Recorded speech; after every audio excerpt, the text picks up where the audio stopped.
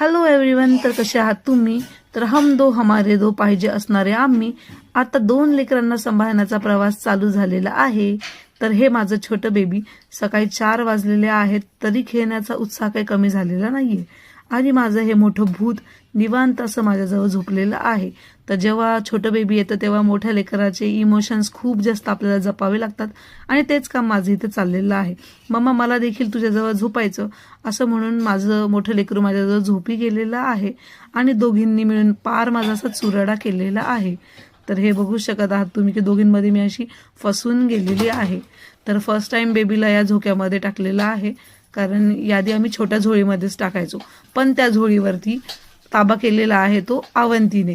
तर मिष्टू दिदीचं मस्त शर्टवर कब्जा करून बेबीच्या धोक्यावर देखील कब्जा करून अवंती अशी बाळाच्या झोक्यामध्ये झोपी गेलेली आहे. आणि एवढे सगळे लाडू कोण खातं? तर हो, मी खाते. हां, मला भूक लागली की मी एवढ्या सकाळी काहीही खाऊ शकते. तर बाळाला झोका देत देत मी मस्त माझा असा हा ड्रायफ्रूटचा लाडू खात होते आणि दोन्हीकडे माझी अशी कामच चाललेली होती. तर कोण कोण असं माझ्यासारखं जीवन जगतं आहे आणि कोणी कोणी हा अनुभव घेऊन झालेला आहे त्यांनी नक्कीच कमेंट करून कळवा की तुम्हाला हे पाहून आठवतात का तुमचे दिवस. तर जरा बाळ इथे या झोक्यामध्ये निवांत असं झोपी गेलेलं आहे आणि मिष्टीच्या किती जरी अंगावर टाकलं तरी दुसऱ्या क्षणी मिष्टी लगेच अंगावरचं काढून टाकत असते.